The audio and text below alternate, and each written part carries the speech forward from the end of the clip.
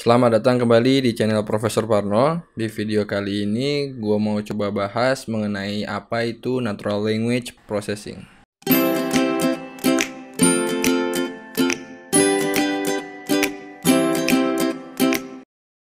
Natural Language Processing atau biasa disingkat NLP atau NLP itu kalau dari kata perkatanya jika diartikan ke bahasa Indonesia itu pemrosesan bahasa natural atau bisa diarahkan menjadi bahasa manusia. Untuk definisi secara umumnya, si NLP ini adalah sebuah cabang dari machine learning yang mana dia itu membahas interaksi antara mesin dengan bahasa manusia atau natural language. Tapi bahasa manusianya ini tidak terbatas pada bahasa yang kita ucapkan. Jadi bahasa yang dimaksud ini adalah seluruh interaksi yang terjadi di manusia dengan bahasa-bahasa manusia. Misalnya bisa berupa tulisan, karena bahasa itu bisa kalau dituangkan dalam bentuk teks akan menjadi sebuah tulisan. Kalau misalnya bahasanya itu record atau terekam dalam bentuk voice note, voice recording, dan lain sebagainya. Ataupun juga bisa dengan bahasa isyarat.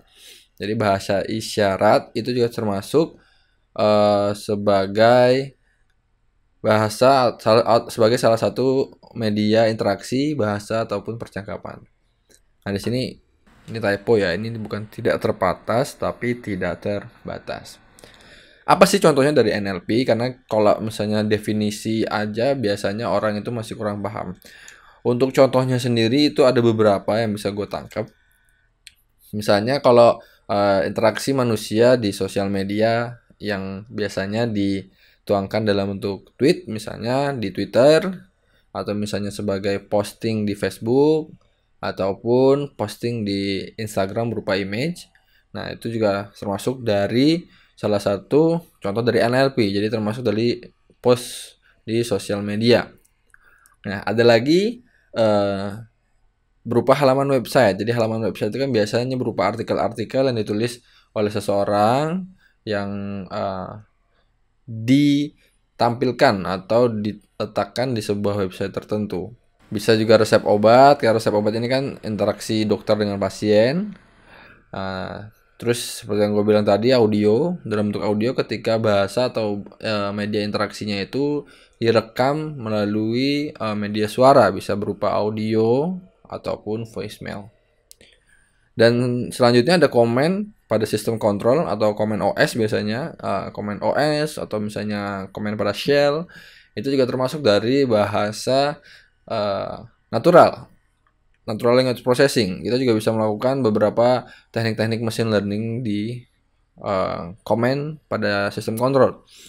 Yang selanjutnya yaitu ada audio visual, bisa berupa video pendek ataupun suaranya saja juga bisa, ataupun berupa sebuah audio visual yang kompleks, yaitu misalnya sebuah film juga termasuk dari natural language processing. Selanjutnya gue akan coba bahas mengenai sejarah dari NLP. Jadi NLP itu awal mulanya itu ketika Alan Turing menemukan yang namanya Turing Test. Jadi pada tahun 1950 Alan Turing menemukan sebuah uji di mana ujinya itu dilakukan untuk mengukur seberapa besar mesin itu bisa mampu merecognize atau mengenali dari NLP.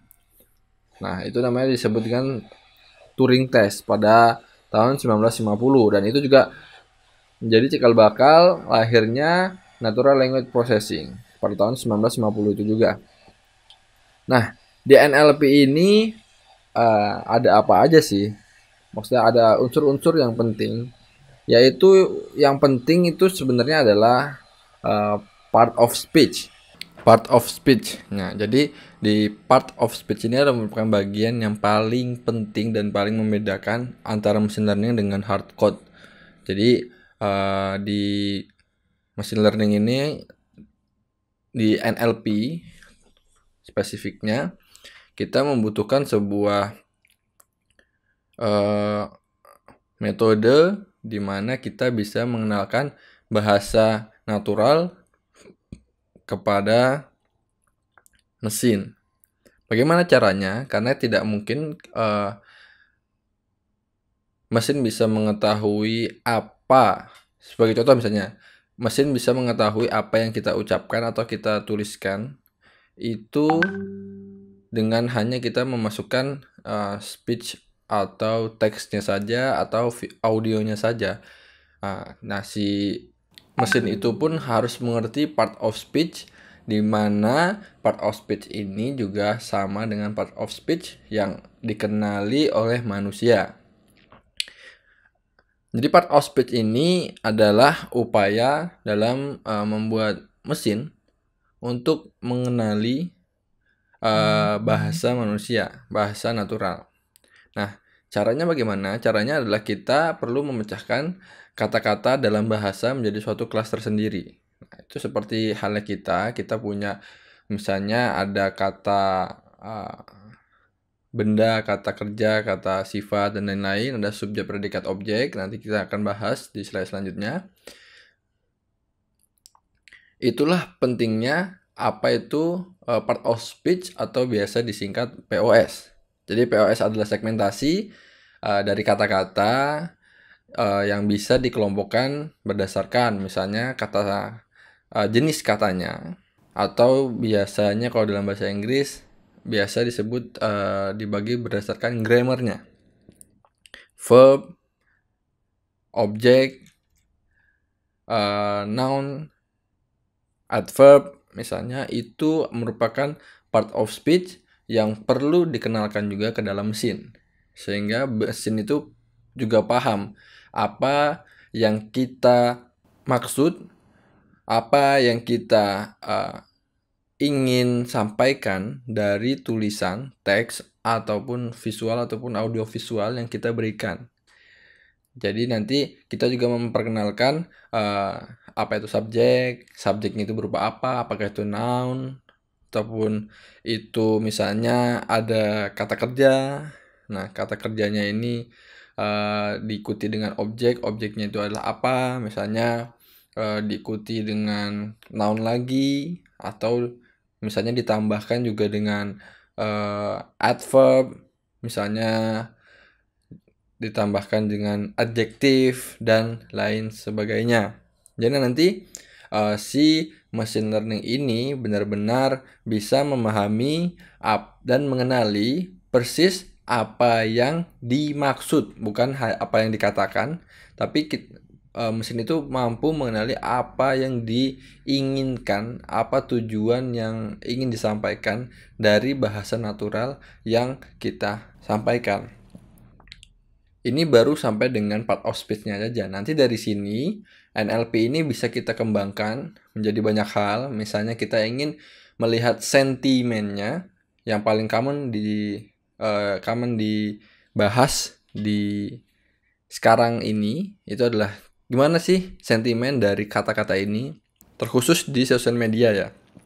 Misalnya di Twitter, misalnya dia nge-tweet apa, ini arah maksud dan keinginan yang disampaikan itu arahnya, apakah sentimennya adalah netral, apakah sentimennya adalah positif, apakah sentimennya adalah negatif. Nanti machine learning dari NLP khususnya bisa melakukan analisa terhadap sentimen ini. Tentunya bukan hanya sentimen saja, bukan hanya sentimen analisis saja, juga banyak sekali hal-hal yang bisa kita lakukan dalam NLP ini. Untuk video kali ini gue rasa cukup sekian. Untuk pembahasan lebih detailnya akan gue lanjutin di video-video selanjutnya, di video-video yang akan gue buat di episode selanjutnya. Sekian. Kalau kalian suka dengan videonya, mohon untuk di like dan di share ke teman-temannya. Jika kalian ada yang ingin tanyakan ataupun ada request, silahkan komen di kolom komentar. Dan jangan lupa untuk di-subscribe channel Profesor Parno dan tekan tombol loncengnya supaya kalian mendapatkan informasi ketika Profesor Parno mengupload video terbaru. Thank you for watching and see you in the next video.